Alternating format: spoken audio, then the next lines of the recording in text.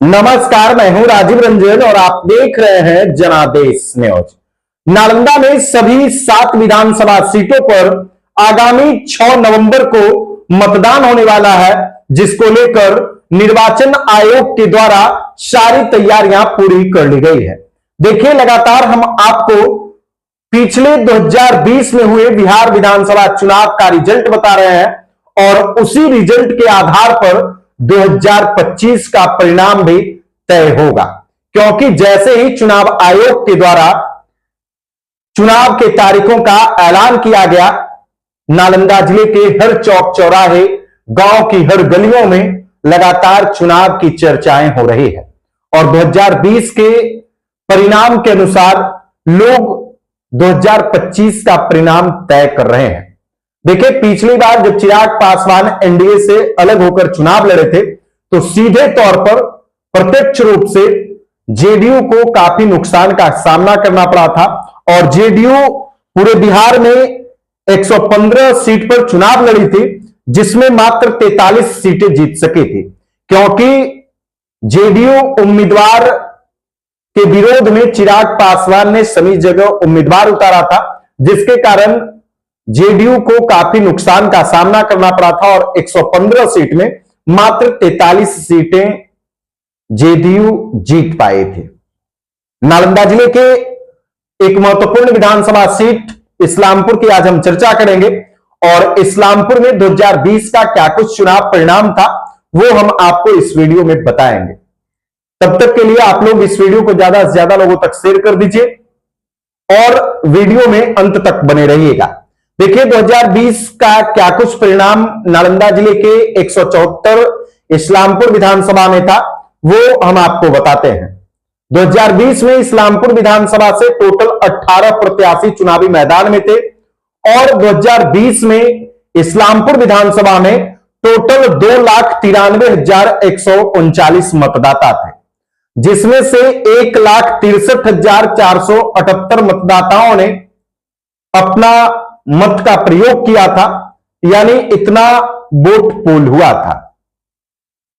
18 प्रत्याशियों में राष्ट्रीय जनता दल के उम्मीदवार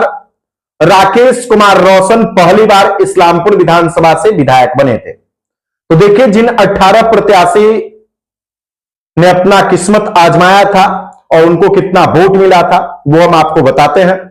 तो सबसे पहले राष्ट्रीय जनता दल के उम्मीदवार राकेश कुमार रोशन के बारे में बताते हैं, जो इस्लामपुर विधानसभा से 2020 में चुनाव जीते थे और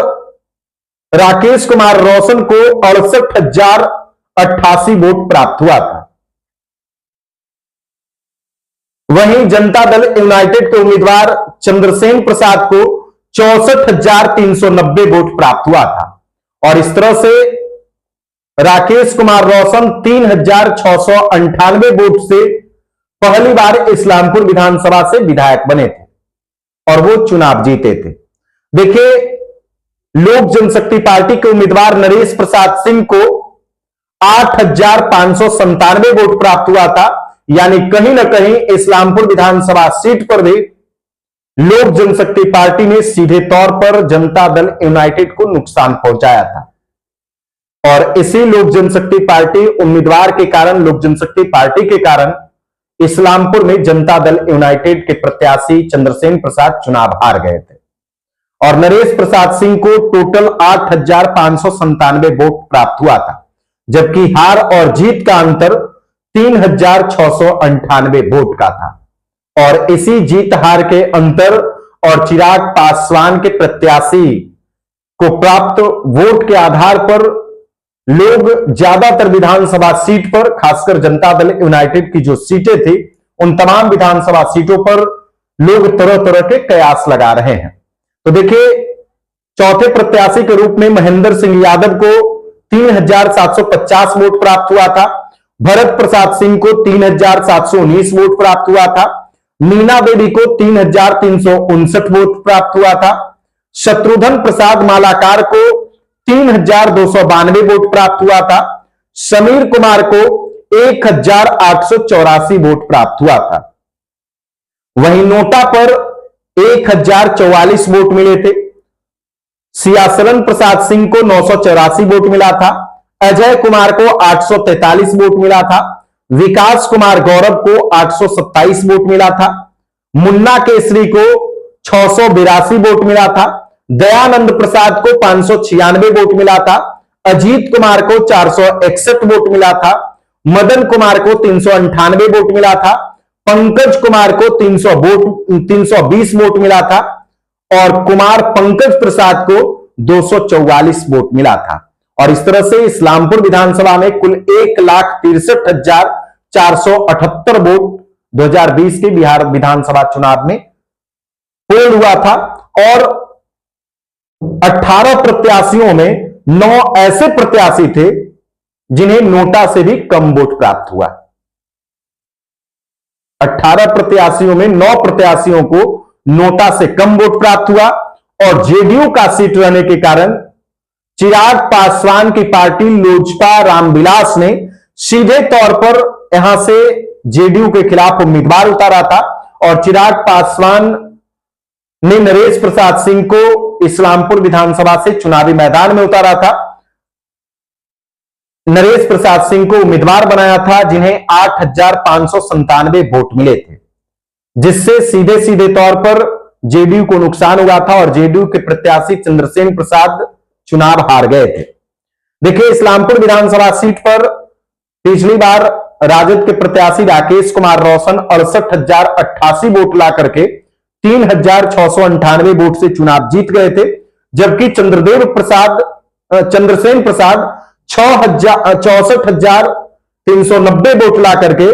3,698 वोट से चुनाव हार गए थे। और इस हार का सामना लोजपा प्रत्याशी के कारण करना पड़ा था, क्योंकि पिछली बार चिराग पासवान एनडीए से अलग होकर 135 विधानसभा सीटों पर अपना प्रत्याशी उतारे थे। खासकर वैसे सीट को इनके द्वारा टारगेट किया गया था जहां से जनता दल यूनाइटेड चुनाव लड़ रहे थे और प्रत्यक्ष रूप से सीधे तौर पर चिराग पासवान ने जनता दल यूनाइटेड को नुकसान पहुंचाया और यही कारण रहा कि 2020 के बिहार विधानसभा चुनाव में जो जनता दल यूनाइटेड 115 सीटों पर चुनाव लड़ी थी, वो मात्र 43 सीट ही जीत सकी थी। अब 2025 का चुनाव शुरू होने वाला है, नामांकन की प्रक्रिया चल रही है। पहले चरण को लेकर 10 अक्टूबर से 17 अक्टूबर तक नामांकन होना है। तो ऐसे में अभी तक बिहार विधानसभा चुनाव को लेकर के ना तो महागठबंधन में सीट शेयरिंग हुई है, ना ही एनडीए गठबंधन में सीट शेयरिंग हुई है। तो बस आप लोग देखते जाइए आगे क्या क्या होता है। बाकी आप लोगों के मन में क्या कुछ कमेंट चल रहा है, क्या कुछ प्रतिक्रिया चल रही है, कमेंट बॉक्स में जरूर बताइए। क्या कुछ होने वाला है 2025 के बिहार विधानसभा चुनाव में, कमेंट में जरूर बताइएगा। वीडियो को ज्यादा से ज्यादा लोगों तक शेयर कर दीजिए। वीडियो देखने के लिए धन्यवाद।